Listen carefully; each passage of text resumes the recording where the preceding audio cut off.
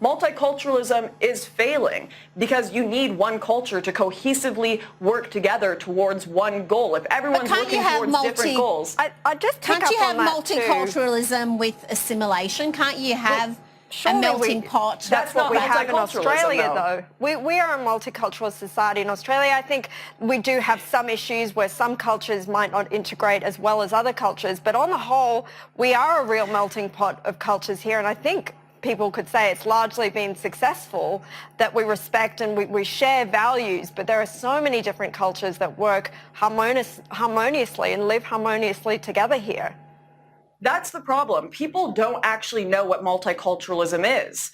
In Canada, if you ask people, they'll tell you multiculturalism is people of different skin colors coming into Canada and then assimilating to the culture. That's not what it is. What multiculturalism means is literally multiple cultures in one area. That doesn't work. You can have one culture that plenty of people come to and assimilate to, that has the same values, that has the same laws. You cannot have multiple cultures working towards the same goals because they are going to have different needs for the laws of the nation. They're going to have different needs for the schooling. How do you see Australia then? I know you've only just arrived, but we are different cultures living together here in Australia. Yes, and like much of the West, that isn't going to last for very long. We look at this and we say the multicultural experiment is working because it's been working for 20 years. That's not going to last. We are living off the fumes of greater civilizations. We are living off the fumes of Western culture. And once Western culture becomes the minority view in Western nations, you're not going to have that culture that values freedom of speech. You're not going to have that society that values rule of law. You're not going to have that society that values democracy. It is all about having at least more than 50% of your population that believes in Western culture and Western culture alone. But Lauren, you can't in Australia we have where Western culture is the minority.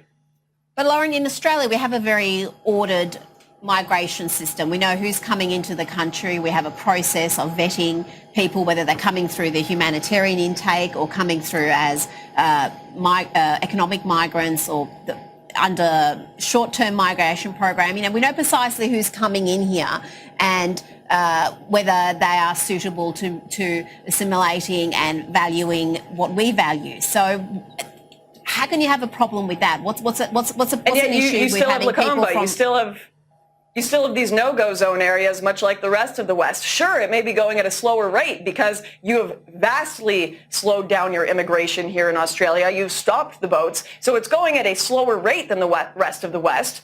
But eventually, certainly if you keep going leftward in progressive ideology, it will speed up and you'll be like France. You'll be like Molenbeek in these areas in Europe where so many people have come in and just created their own little communities where Western European values no longer are espoused. What's fascinating about Australia is you have a Multiculturalism Act that defines your multiculturalism as we do not identify as a culture, we identify with values. But all of the values that are listed are values that are inherent to Western culture and no other culture like it, like the value of free speech, like the value of rule of law, like the value of democracy. These were all things that came from Europe and all things that came from the West. And culture is defined as a shared set of values. So how can you say you are a multicultural nation when you value only things that Western culture has created? Well, I think there's multiple cultures within the West. There's no one Western culture. There's so many different cultures that fall within the West that also share the same values of free speech, democracy, around the world. Such as? Equality. Well, throughout the West, there's different cultures within Europe, that Greece, Rome, places yes, but where they're all part of the West.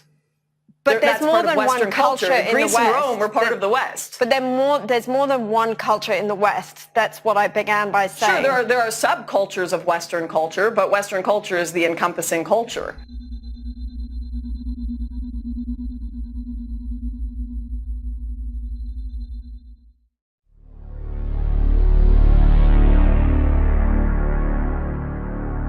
Start off with you, Lauren, and get your thoughts and see what the panel think about them, because you've created a bit of a stir since you've been in the country. I suppose you are a provocateur in a way, and one of the things you've had a go at is the concept of multiculturalism. And we in Australia reckon we're pretty good at this multicultural caper. I know America does a great job of it and Canada is pretty strong as well. But what's wrong with multiculturalism, the immigrant nations having so many different cultures living side by side and getting along pretty well? Well, the problem is that it's working for now, but we're naive in living in this luxury where at the moment we have a majority in Western nations that believe in Western culture and respect Western values. Free speech, democracy, rule of law. But as soon as the people who respect those values become the minority, I guarantee your multicultural paradise is not going to work so well. And because that future is not coming until the next generation, because it's going to be Gen Z or their kids that inherit this disaster, we seem to not care about it. We seem to not care about what the inevitable conclusion of our multicultural open borders policies will lead to. Granted, Australia isn't so bad right now. In fact, you're a dream compared to places like France or Greece. Yeah, well, this is my point. Yeah, I think in Western Europe, obviously they've got difficulties there, but that's the issue, isn't it, really? You talk about generations. It's understandable, I suppose, new immigrants, if they're adults especially, might have difficulty integrating, but we expect the next generation to integrate more so, and that's been the experience, certainly in Canada, the US and Australia over the years.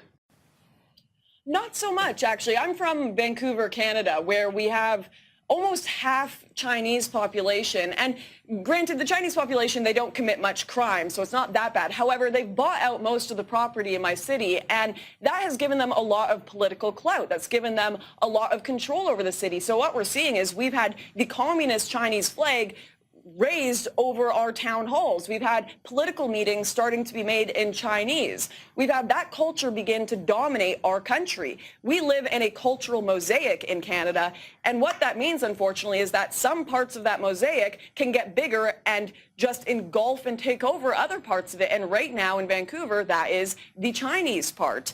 And will my kids 50 years from now, will they be speaking English or Chinese in Canada? We don't know, because right now, we are just praising the idea of diversity and multiculturalism and not deciding whether we have any set values, not saying we are a Western nation, we are an English-speaking nation, we value free speech, we value rule of law. If we don't set these things in stone, then why be a nation at all? Why not get rid of our borders and just become post-national, become a part of Egypt, become a part of Sweden? The West, Australia, Canada, we have unique identities, and they have to be defended against people coming in that may want to change them. Well, indeed, they're the values that attract people in the first place. Sarah, do you see this sort of talk as fear-mongering or a salient warning, given some of the problems we've seen, particularly in Western Europe? Well, Chris, certainly here in Australia, we are proudly the most successful multicultural country, I think, in the world. And, certainly we have seen an increased focus by our government on the importance of integration. There has been a lot of work done on English and making sure that Australian citizens have English, and of course the Citizenship Minister has a proposal or has a discussion paper in relation to ensuring that when someone is applying for permanent residency, that they have a basic grasp of conversational English. And I think that's a very good thing. It's very good for our economic growth, for our jobs, and of course for integration. But I think, Chris, at the end of the day, we are very proudly a multicultural nation. We all come from somewhere else except our first Australians. And we just have to continue to work hard to make sure that we do integrate as a community and as a nation. Yeah, I think that's important to make those points. And Corey, I'm keen to get your thoughts on this. This is why I think it's worth hearing from Lauren, because you've got to work hard at this stuff. We don't have harmony by accident. And you have to work hard at it. I need to jump in here. Just hang on a second, Lauren. We'll just hear from Corey first. Sure. I want to make the point. I'm not from somewhere else. I was born here. My ancestors might have been from somewhere else. So we're not all from somewhere else. I'm Indigenous to this country. Multiculturalism is a flawed and failing doctrine.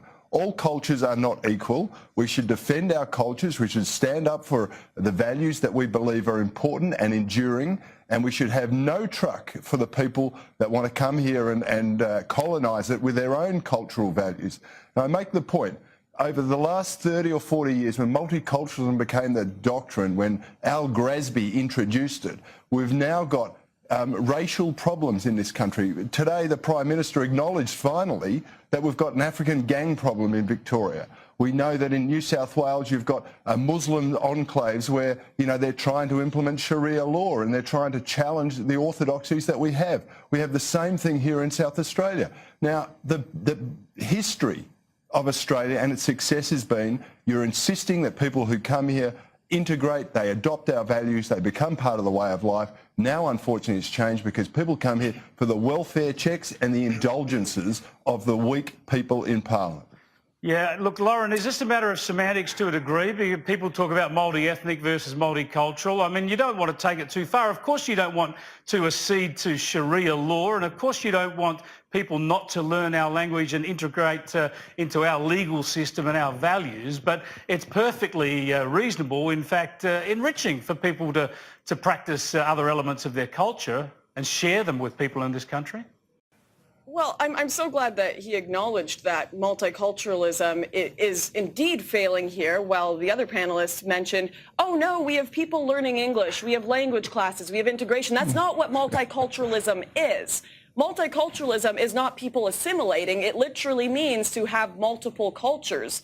If one culture doesn't respect the English language and that's not part of their identity, it's not multiculturalism for them to then assimilate and learn English. And this is the great issue. You'll find people say diversity is our strength, multiculturalism is our strength, without even knowing what the word means.